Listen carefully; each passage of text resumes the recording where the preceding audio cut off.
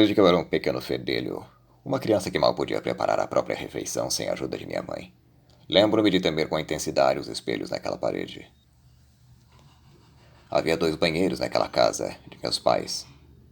Um era todo esculpido em uma alvura plena, uma branquidão suprema. E o outro em um tom marrom mais claro e bem mais reconfortante. O banheiro marrom era do quarto de meus pais.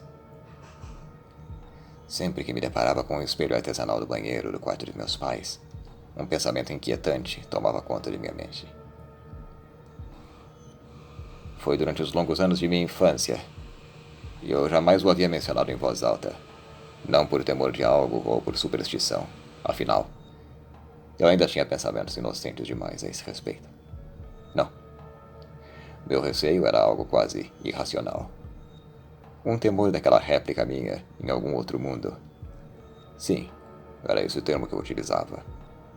Sempre que me pegava pensando em como aquele dito reflexo poderia ser a imagem de um mundo distante do nosso, uma cópia exata deste mundo físico em que vivemos. Quem poderia dizer com certeza? Eu com certeza não. Aos 13 anos, por mais idiota que parecesse, procurei observar como o meu reflexo imitava precisamente os movimentos, enquanto eu fazia gestos obscenos ou expressões cômicas. A cena era digna de um filme de comédia qualquer ou de um desenho animado idiota. Obviamente, não parecia haver nenhuma contrarresposta do outro lado, como era de se esperar em programas do tipo. Com os anos, no entanto, eu acabei por deixar de dar importância àquilo, ou ao menos, até alguns meses, quando as coisas começaram a ficar estranhas. Agora vejam bem, eu sou um homem bastante sistemático e gosto de executar minhas tarefas com algum cuidado. Como todo bibliotecário, gosto de manter as coisas ordenadas alfabeticamente. Meu guarda-roupas, por exemplo, está sempre organizado, as roupas bem organizadas, de acordo com suas cores, estilos, etc. As mais formais à direita, ao passo que as menos formais se encontram à esquerda.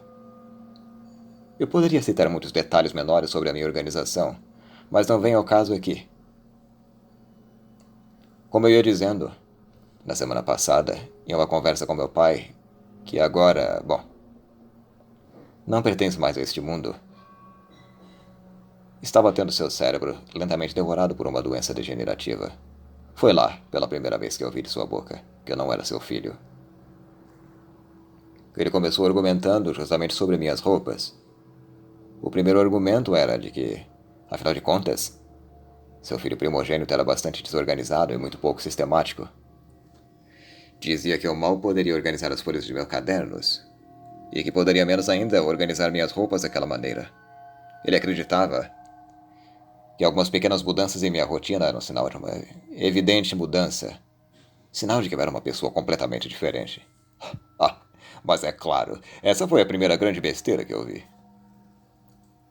Minha finada mãe não estava ali para responder às tolices de um velho, assim como os meus avós, já muito falecidos. Minha meia-irmã, fruto de um outro casamento. Pouco conversávamos. Ela preferia não se envolver com o tratamento do velho, afinal tinha seus filhos para cuidar, seus próprios problemas. O médico me alertou que, como era comum em casos daquele tipo, o paciente lentamente perderia sua memória a respeito dos fatos pequenos do dia a dia. Mas em algum momento começaria a se esquecer de coisas mais fundamentais. O velho vivia alguns momentos de lucidez, e foi em um desses que ele afirmava categoricamente para os outros que eu já não era seu filho há muito tempo. Poucas pessoas deram atenção às palavras de um velho demente, mas com o tempo, suas afirmações começaram a ficar extremamente irritantes e, bem, complicadas. Vejam bem, é muito diferente de cuidar de um homem idoso. Ao contrário de uma criança, ele ficava agressivo em certas ocasiões. Por isso, comecei a manter a porta do quarto trancada, até que ele acalmasse seus ânimos, nos dias em que estava supostamente lúcido.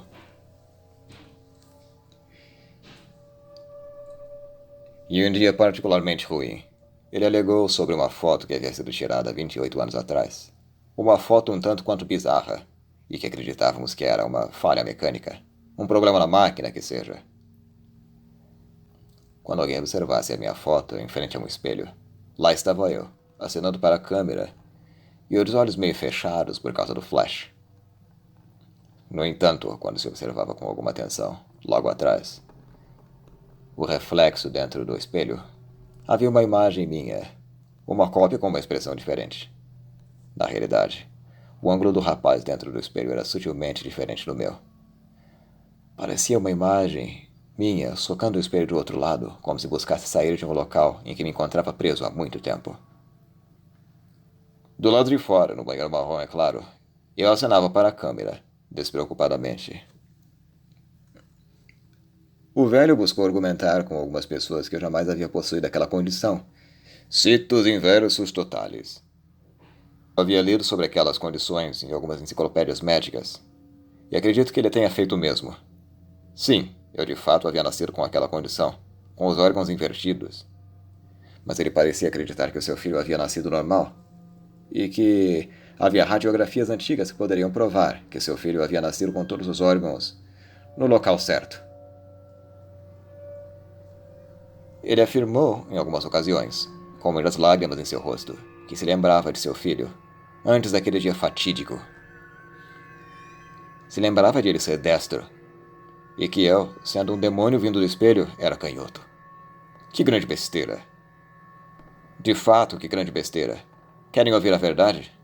Eu não sou nenhum demônio. Na verdade, a única coisa que ele errou nessa história toda foi este fato. Foi fácil escapar para o mundo de cá, usando alguns pequenos truques. Me livrei das provas radiográficas, agora que o velho finalmente morreu. Não há mais testemunhas de que eu agia diferente. Afinal, eu posso dizer que meu pai me obrigava a escrever com a mão direita, muito embora fosse canhoto desde o começo. Uma tia-avó foi a única pessoa a desconfiar de que talvez eu fosse um pouco diferente. Mas quem se importava com a opinião de uma velha, eu certamente não lhe daria atenção. O fato é que minha vida do outro lado era uma droga. Sem um emprego decente, era obrigado a me sustentar com pequenos trabalhos, até que finalmente acabei me envolvendo com atividades pouco convencionais. Bons entendedores entenderão. Aquele otário do lado de cá foi trancado no meu lugar de origem. E agora, anos depois, já deve ter se adaptado àquela vida de merda que leva. Enquanto eu, como posso dizer, vou me adaptando à minha maneira. A vida aqui é muito melhor. Um velho morto, ninguém pode provar de onde eu venho. Caso haja dúvidas de minha identidade, posso sempre afirmar que sofro de uma doença rara, que tudo está no lugar certo. Mas a verdade é que de onde eu venho, tudo está no lugar em que deveria estar.